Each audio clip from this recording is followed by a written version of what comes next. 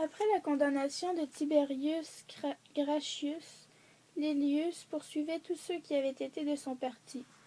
Quand, en présence des consuls romains, il demanda à Caius Blosius, le principal ami de Gracchus, ce qu'il aurait voulu faire pour lui, il répondit « Tout. »« Comment tout ?» poursuivit-il. « Et s'il t'avait commandé de mettre le feu à nos temples ?» ?»« Il ne me l'aurait jamais commandé, répliqua Blosius. « Mais s'il l'avait fait, ajouta Laelius, je lui aurais obéi, répondit-il. S'il était aussi parfaitement ami de Gracchus que le disent les livres d'histoire, il n'avait pas besoin d'offenser les consuls en faisant cette déclaration hardie, et il ne devait pas abandonner la certitude qu'il avait au sujet de la volonté de Gracchus.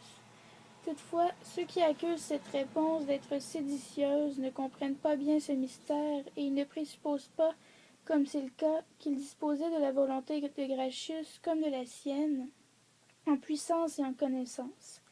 Ils étaient plus amis que citoyens, plus amis qu'amis, ou ennemis de leur pays, qu'amis de l'ambition et du désordre. S'étant parfaitement confiés l'un à l'autre, ils tenaient parfaitement les rênes de leur penchant et en faisaient conduire cet attelage par la vertu et la raison. Et il est complètement impossible de l'atteler sans cela. La réponse de Blosius est telle qu'elle devait être.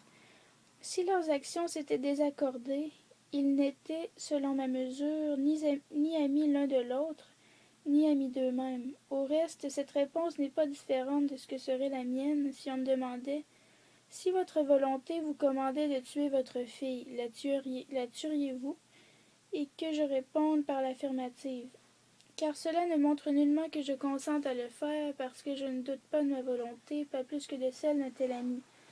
Tous les discours du monde ne pourraient ébranler ma certitude au sujet des intentions et des jugements de mon ami. Aucune de ses actions ne pourrait m'être présentée, quelque visage qu'elle puisse avoir, que je n'en trouve immédiatement le mobile. Nos âmes ont marché ensemble de façon si unie.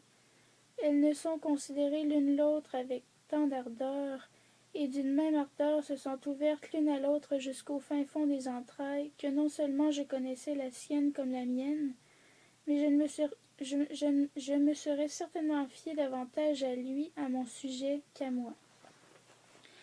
Qu'on ne me mette pas dans ce rang des amitiés communes, j'en ai autant d'expérience qu'un autre, et des plus parfaites dans le genre. Mais je ne conseille pas qu'on confonde leurs règles, on s'y tromperait. Avec ces autres amitiés, il faut marcher la bride à la main. Avec prudence et précaution, le lien n'est pas noué de façon qu'on n'ait aucunement à s'en défier. Aimez-le, disait Chilon, comme si vous aviez à le haïr un jour, haïssez-le comme si vous aviez à l'aimer. Ce précepte qui est si abominable pour cette amitié souveraine et supérieure, il est salutaire lorsqu'on a affaire aux amitiés ordinaires et habituelles. Il faut employer à leur endroit le mot qu'Aristote disait souvent « Ô mes amis, il n'y a pas d'amis ». Dans ce noble commerce, les services et les bienfaits qui nourrissent les autres amitiés ne méritent même pas